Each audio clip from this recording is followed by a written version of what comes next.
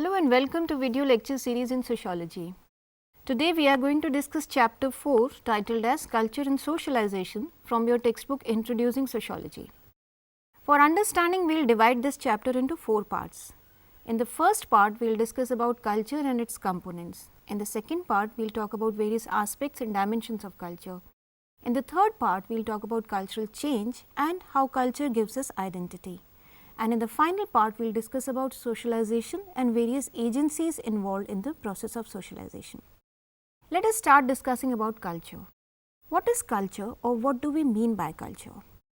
In a layman's perspective, we try to understand what is culture or figure out what is culture. Suppose an American friend of yours asks you, what is Indian culture? You might take some time in order to identify what are the various things that you classify as Indian culture. In day-to-day life also, the term culture is used to refer to acquiring of a refined taste. That is the so-called modern taste, say in exotic music or classical music, dance forms or paintings or any other thing.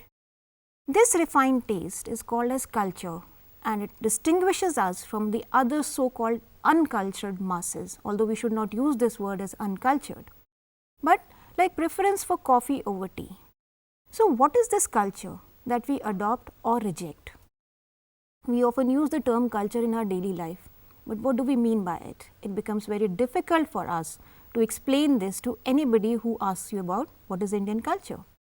And it is of great interest to sociologists and anthropologists, and also for students of sociology who are particularly interested in the concept of culture, because man is a social animal and social is made up of culture only. Culture has been defined in a number of ways, but most simply, culture is a set of learned and shared behavior of a community of interacting human beings, that is, those who interact with one another share something in common.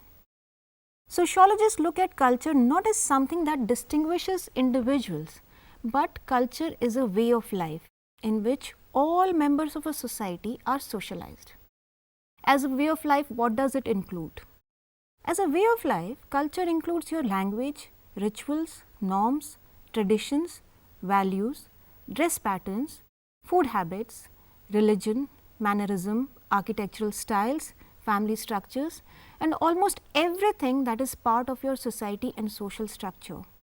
These are called as various components of culture. Sociologists attempt to define culture in wide variety of ways. Let us look how sociologists define culture.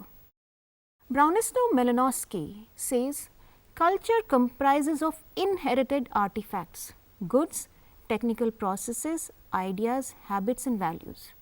At the same time, according to Edward Taylor, a British scholar, culture or civilization taken in its widest ethnographic sense is that complex whole which includes knowledge, belief, art, morals, laws and customs, and any other capabilities or habits acquired by a man as a member of a particular society.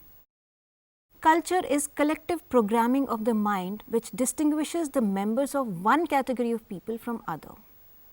Another sociologist, Clucken and Kelly, they say by culture we mean all those historically created designs for living, explicit or implicit, rational or irrational or non-rational as well, which exist at any given time as potential guides for behavior of men in a society. Culture is mankind's primary adaptive mechanism to the society around him. Culture systems on one hand are products of human action. At the same time, on the other hand, they are conditioning elements of further action, that is, they are guiding principles. Just imagine or visualize beginning of culture. You may think how culture came into existence. Let us take example of language. Initially, people must have agreed upon giving a particular name to a particular thing. Say, let us call water as water. This name was agreed upon by all members of society, or it was shared by all. Thus, all the things around us acquired a particular name and language evolved. Language has certain rules and a specific set of words to address things and to communicate. If I have to communicate something to you, I have to use a specific set of words only. Culture is this shared knowledge and patterns created by people for perceiving, that is understanding, interpreting, expressing and responding to social realities around us.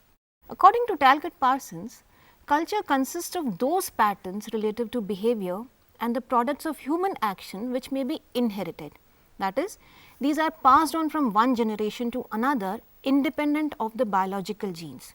Most social scientists today view culture as consisting primarily of the symbolic, ideational and intangible aspects of human societies. What is intangible? Something that you cannot see, touch, or is not existing as a thing outside. The essence of a culture is not its artifacts, tools or other tangible cultural elements, but it is how the members of a group interpret, use and perceive these things. It is the values, symbols, interpretations and perspectives that distinguish one community from other community in modern societies rather than the tangible or material aspects. Let us elaborate this point. This means that how we perceive, say we are modern or traditional, is decided by our perspective and outlook and our ideas. This is what separates one set of society from the other set of society. Leslie White has placed a comparable emphasis on culture as means of adding meaning to objective reality. People within a culture usually interpret the meaning of symbols, artifacts and behavior in the same or in similar ways. How do we understand this meaning? Let us take two examples. What is the difference between a simple water from a tap or Ganga Jal? That is the water that you bring from river Ganga, the holy or sacred river. The difference is that the water is water from the tap, but with Ganga Jal, there is a sacred sentiment or idea of sacredness attached to the water. That is what it differentiates between the two sets of water. Let us take another example. An animal is considered to be sacred by a particular religious community. They have a sense of sacredness or a sentiment attached to it. That is why some communities worship these animals and the other community tend to take them as normal.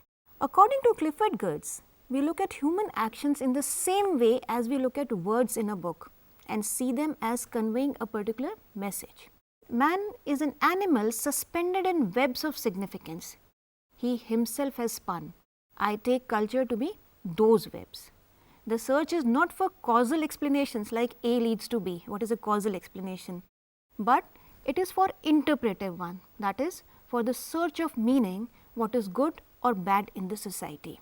This capacity of individuals to develop a common understanding with others and to draw the same meaning from signs and symbols is what distinguishes us or human beings from other animals. In animal societies, behavior is structured or guided around the framework of instincts. Say for instance, every springtime swarms of flies come into existence. They collect honey and die as winters approach because they are going by genetic or by natural or biological instincts. In human societies, behavior is structured around the framework of culture. That is, it would continue to exist even if you die, like language. Creating and understanding meaning of culture is a social process.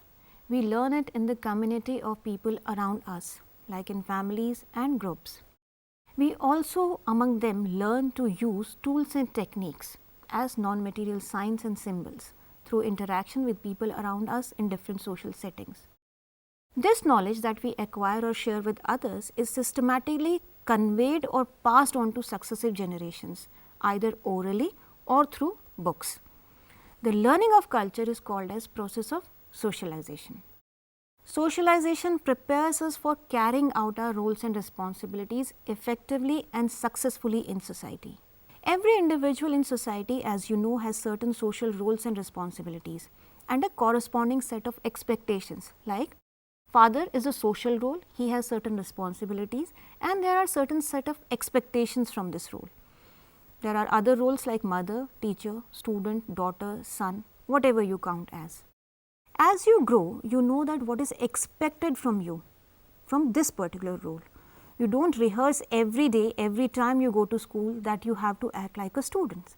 So, once learned, these become part of your culture and you carry out these roles and responsibilities effectively. These set of ideas are called as culture. Another important element in defining culture is that culture is essentially a contested concept. What do we mean by this?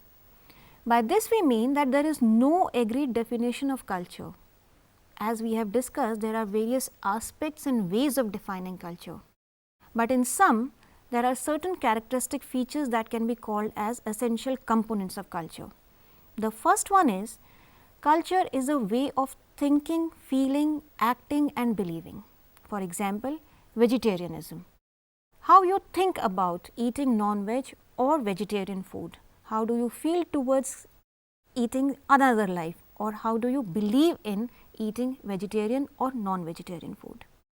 Another important component, or the second important component of the culture, is that it is a total way of life of people. That is, culture is the total package that guides your everyday behavior. Third, culture is an abstraction from behavior. If somebody asks you about Indian culture and the marriage in Indian society, you say mostly marriages are arranged. That does not mean that every marriage is arranged. However, it is an abstraction. In general, you say that marriages are arranged. Fourth point is that culture is learned behavior. That is what you learn from others in your society, in your family, as coming on to you historically. Fifth, culture is a storehouse of pooled learning. That is common sense or a stock of knowledge that we have acquired over generations. The sixth point is, the culture is a social legacy the individual acquired through his group or in social settings, like traditions. How do you know that? How do you celebrate Diwali? You have learnt it as a tradition coming to you from your family. The seventh important feature is that culture is a set of standardized orientation to recurrent problems. That is, people must have confronted these problems earlier and they have developed a standardized pattern to find or resolve this conflict. So, culture is a standardized orientation to recurrent problems. And finally, culture is a mechanism for normative regulation of behavior.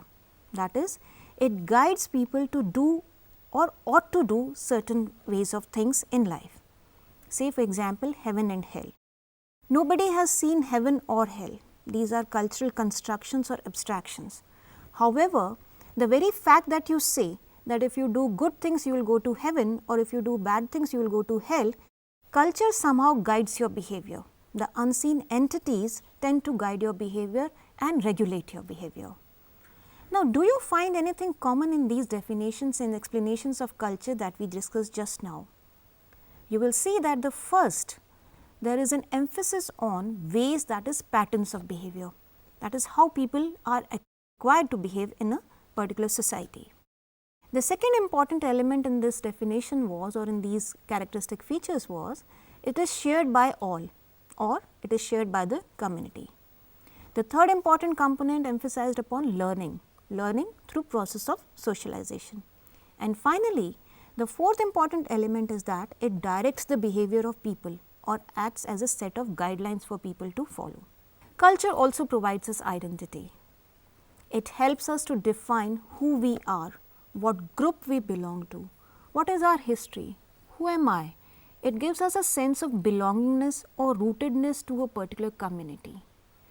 The shared pattern of behavior and interaction, cognitive constructs and affective understanding which we learn through process of socialization, these shared patterns identify the members of a cultural group and they also distinguish those who are part of the other cultural group. What does this mean? It means that those who share a common culture are part of one cultural community, and those who have a different set of cultural practices, rituals, customs, language, food habits are seen as the other or the other cultural group. This distinction leads to determination of in-group and the out-group boundaries.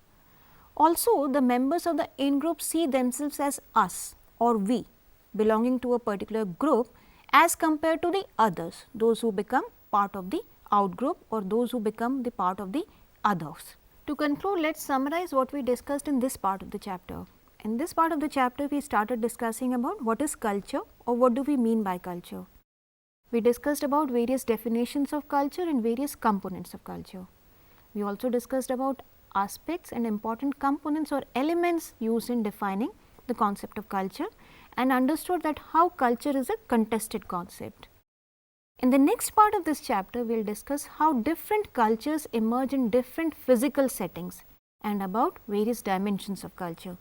Till then, you can enjoy reading this part of the chapter. Thank you.